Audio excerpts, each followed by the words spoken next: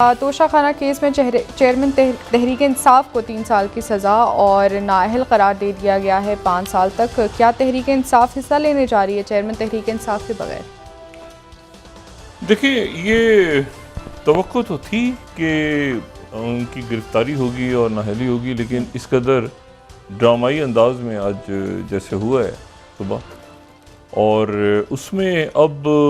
जो वकला हैं वही कह रहे हैं कि जी जो जज साहब हैं उन्होंने मौका नहीं दिया और उन्होंने गवाहान को बुलाने का टाइम नहीं दिया और जल्दबाजी में किया सारा।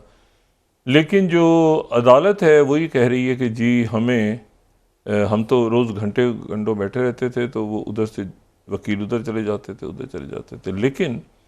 मैं सिर्फ आपको एक बार बताऊं कि ये मुल्क की तारीख़ में कोई ऐसा वाक़या नहीं है जिस पे आज बहुत ज़्यादा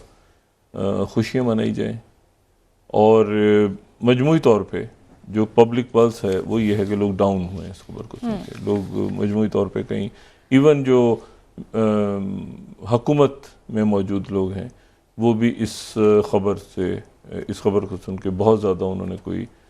जश्न नहीं मनाया। और अब जो है वो 3 साल कैद और जुर्माने की सज़ा। अच्छा, इसमें जो एतजाज़ एहसन साहब भी और बाकी जो वकला बात कर रहे थे वो ये कर रहे थे कि जी इसको हाई कोर्ट में चैलेंज करेंगे और हाई कोर्ट से जो है वो हम इसमें रिलीफ हमें मिल जाएगा। लेकिन उसके साथ ही जो है वो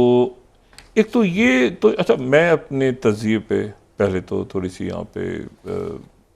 यानी मेरा ख्याल था कि तोशाखाना इतना इम्पोर्टेंट नहीं है। बहुत से हमारे जो दोस्त अहबाब हैं वो कह रहे थे कि सबसे जो ख़तरनाक केस होगा वो तोशाखाना होगा।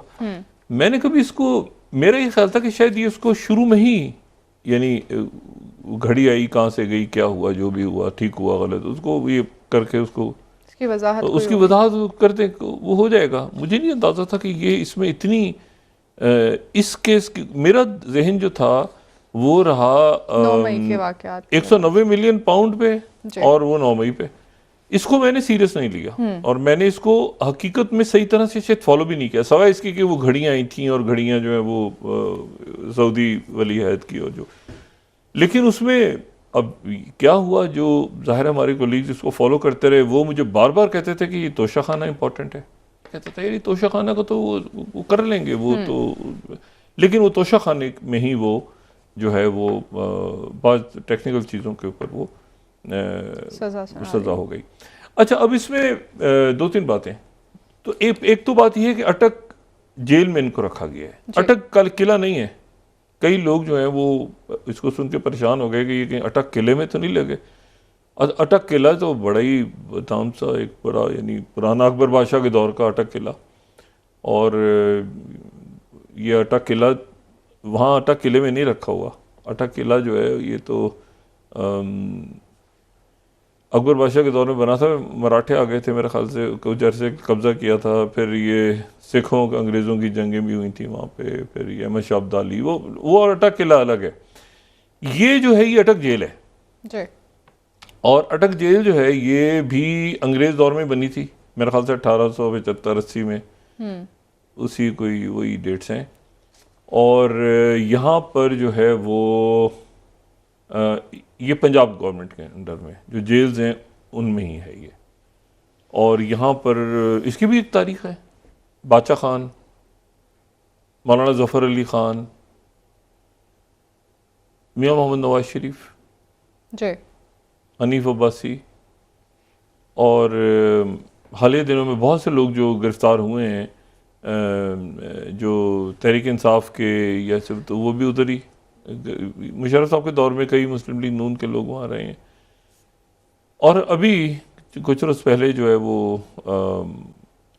यहाँ पे जो गिरफ़्तार हुए थे तो वो उसमें इमरान रियाज खान को भी वहाँ से लेके गए थे एक दफ़ा। तो ये अटक जेल है। अच्छा, अब इसमें लेकिन जो मेरे लिए जो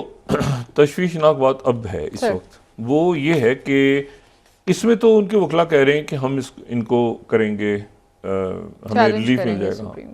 लेकिन जो दूसरे दो हैं ना जिसमें मेरी ज़्यादा तशवीश रही है इत्तेफाक से, वो मैं आज भी इस सज़ा के बाद भी मैं समझता हूँ कि शायद वो ज़्यादा मसला खड़ा करेंगे जिसमें एक तो नैब अपनी तहकीकात शुरू करेगी जेल में, यानी वो 190 मिलियन पाउंड वाला, वो वहीं पे बयानात रिकॉर्ड होंगे, वहीं पे जो भी गवाहान और सारा वहीं पे होगा सिलसिला। और दूसरा जो है वो वहीं पे ये 9 मई के हवाले से जो मुकदमे हैं, तो अब वो मुकदमा देखें वो तो अभी तय होना है ना कि सिविल या फौजी ट्रायल या सिविल जो भी है सिलसिला, लेकिन इस दौरान उनको बाहर वो नहीं आएंगे। जो मेरी यहाँ पे हुकाम से बात हुई वजारत दाखिला के, उन्होंने कहा बाहर नहीं आएंगे वो। अच्छा, हाँ, जो वो बिल्कुल वही सिचुएशन रहेगी जैसे सिचुएशन जो है वो आप देख रहे हैं ना कि यास्मीन राशिद साहिबा अब हमें नज़र नहीं आती, अब तो अदालत में भी आती हैं तो खामोशी से, तो ये तो इनको तो जाहिर है कि बेल के लिए या किसी और के लिए बाहर नहीं लाया जाएगा ना, या रिमांड के लिए, तो ये तो जेल में ही, चूंकि सज़ा हो गई है तो अब जो भी तफ्तीश होनी है, जो भी कुछ होना है वो जेल में ही, और बैरूनी दुनिया से रब्ता इनका। अदालतों में भी नहीं पेश, नहीं अदालतों में पेश, सज़ा हो गई ना जी, तो सज़ा होगी, अब अपील लगेगी, क्या होगा कैसे होगा, तो वो बाहर ही बाहर होता रहेगा। और जो दूसरे केसेस में यानी अब इसमें नैब अपनी तहकीकात शुरू करेगी 190 मिलियन पाउंड वाला जो केस है, और 9 मई के अंदर मेन जो यानी आप समझें कि मेन जो किरदार का वो भी अटक जेल में ही शुरू होगी, उसकी भी समाअत, वो चाहे वो इंताज़ दहशतगर्दी की हो या वो किसी और अंदाज में हो। तो ये अब इसमें अच्छा, अब शाह महमूद कुरैशी साहब ने उनकी बागडोर संभाल ली है पीटीआई की, लेकिन यह है कि शाह महमूद कुरैशी साहब के ऊपर शायद कुछ पीटीआई के लोग आमादा हो जाएं, कुछ लोग आमादा ना हो उनकी क़यादत पे, लेकिन सबसे ज़्यादा अगर इसमें किसी का किरदार है इस वक्त तो उनकी लीगल टीम का है, कि वो लीगल टीम उनकी किस तरह से आगे लेके चलती है मामला। और ये कि खान साहब ने क्या गिरफ्तारी से पहले कोई हिकमत अमली बनाई थी, क्योंकि ये तो उनको इल्म था कि गिरफ्तार होना है,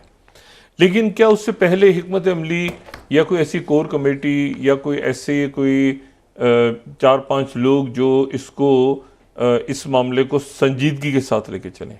देखें, नवाज शरीफ साहब जब 1999 में नवाज शरीफ साहब का ये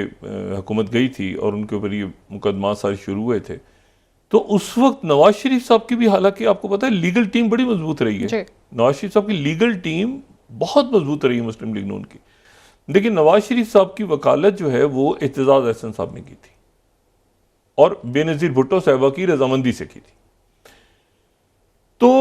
अब सवाल यह है कि कोई ऐसा कुछ डेडिकेटेड, ये तो जो ख्वाजा हारिस साहब ने जाहिर है कि हैट्रिक पे अब तो हैं वो, 2 उज़रा तो वज़ीर आज़म को उन्होंने नाअहल करार दे दिया, बड़े ज़बरदस्त वकील हैं, लेकिन अब हैट्रिक पे हैं। नवाज शरीफ साहब के भी वही वकील थे और हाँ, तो हैट्रिक पे हैं, तो लेकिन केस उन्होंने अच्छा लड़ा बहरहाल, लेकिन नाम रहेगा ना तारीख में कि 2 वज़ीर आज़म को नाअहल करार दे दिया। ये भी देखो कमाल है ना, है ज़बरदस्त लॉयर ये, मैं मतलब, लेकिन एक बात बड़ी अजीब सी है बहरहाल। तो अब जो बाकी उनके लॉयर्स हैं, तो बराह करम कोई ऐसे लॉयर्स भी आ जाएं जो फीस ना लें, बड़े लॉयर्स, और वो आके ज़रा इस मसले को देखें। कई लॉयर्स जो है ना वो अपने खूब बयानात और चीज़ें और वो, लेकिन ये है कि ये नौजवान लॉयर्स हैं, इनके सारे यंग टीम आई है ना, अब ये डेडिकेटेड टीम है और ये इनके केसेस भी लड़ रही है, लेकिन अब ये कैसे आगे जाता है मामला, नैब के अंदर कैसे जाता है, 9 मई में कैसे जाता है, और क्या इलेक्शन, मतलब एक मैंने आपसे कहा ना कि ये कुछ अजीब सा हो गया है कि भाई कौन लड़ेगा, किससे लड़ेगा, क्या होगा, और लोगों की मजमूई तौर पे कहीं कोई, मुझे तो कहीं इस पे खुशी नज़र नहीं आई पूरे मुल्क में। मैंने आपसे कहा कि सियासी जमातों समेत, आवाम समेत लोग ज़रा डाउन है आज कि यार ये क्या हुआ है, ये क्यों हुआ है, अफसुर्दा हैं लोग। तो अच्छा, इसी दौरान जो है वो तो अब ये देखते हैं कि कल परसों 2-3 दिनों में कैसे लीगल टीम इनकी आगे बढ़ती है। ये कोई एंड ऑफ द, ये कोई मतलब है कि निकलते हैं रास्ते आगे, ठीक है ना, अदालतों के ज़रिए उनके कारकुन मोबिलाइज होंगे, उनके वकला होंगे, उनके बाकी लोग, उनके लीडर्स कहीं आगे पीछे दाएं बाएं, तो ये रास्ते निकलते हैं। लेकिन यह है कि बहरहाल ये तोशा खाना जो है ये गले पड़ गया मेरी तवक्को के बरखिलाफ। और वो दूसरा 190 बिलियन वाला मिलियन वाला, और वो अब 9 मई उसमें क्या होता है वो देखना है। अच्छा, इसी दौरान जो है वो आज इजलास हुआ